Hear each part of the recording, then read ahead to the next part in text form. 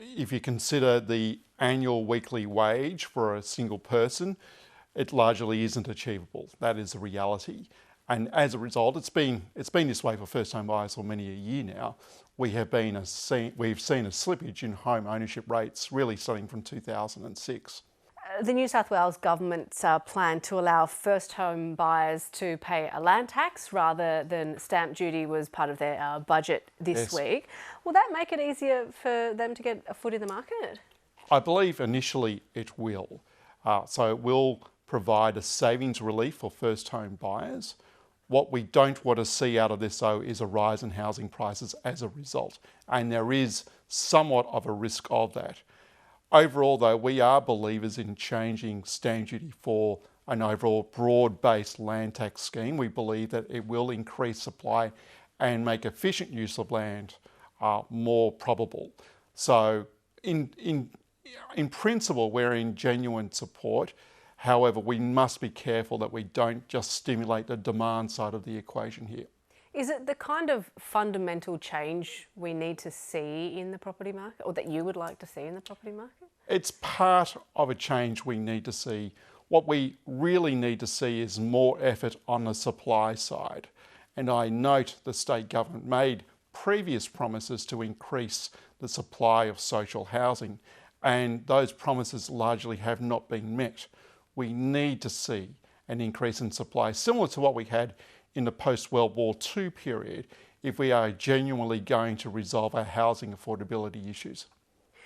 We've already started to see at a national level house prices start to pull back, obviously particularly in Sydney and Melbourne. What's your forecast on how much of a drop, I guess, we'll see in house prices and the time frame for that? Well, it largely depends on what the Reserve Bank of Australia does with interest rates. Our forecast for this year for our two largest capital cities, Sydney and Melbourne, was that housing prices would fall by up to 8%.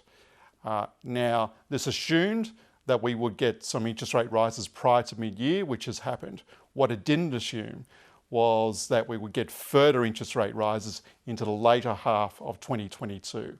If we were to see that, and of course the Reserve Bank of Australia has flagged this scenario, then it is possible that we would see further price falls over and above our forecast for this year. And then we haven't even discussed 2023, which really does depend on what the Reserve Bank of Australia does. More Australians rent the home that they live in than those who own it. Their ability to find a rental is getting harder and harder. Is it as bad as it's ever been? It's about as bad as it's been since World War II. Our rental vacancy rate series is showing an overall rental vacancy rate of just 1% nationwide. Rents nationwide have risen by 15%, that's market rents, over the past 12 months. And that will soon feed through into the ABS's official series, which feeds through into the CPI. So there will be ramifications for the inflation read once we see the official numbers updated. But when you look at the ground, I've never seen anything like this before in my career. It is extraordinarily tight, and it's extraordinarily tight right across the country. Is there a way to help renters without, I guess, causing more heat in an already hot property market?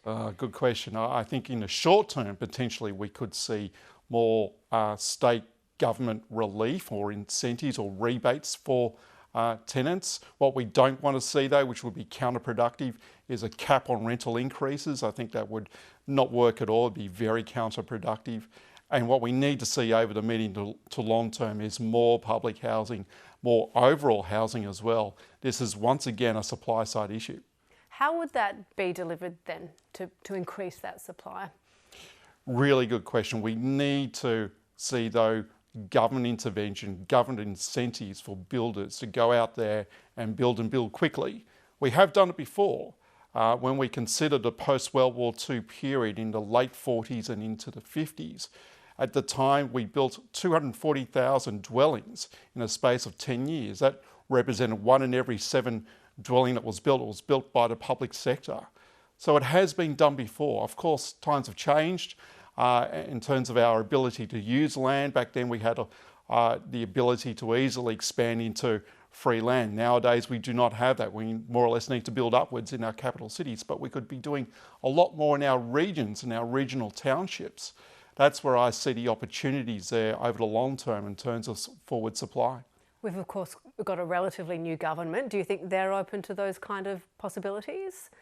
I think and hope they are. It's what is required if we are going to resolve our housing affordability issues. And if we don't resolve this, then the reality will be that home ownership rates will keep on slipping. And that will be a huge problem for the government of today. Louis Christopher, always great to have your insight. Thank you. Thank you.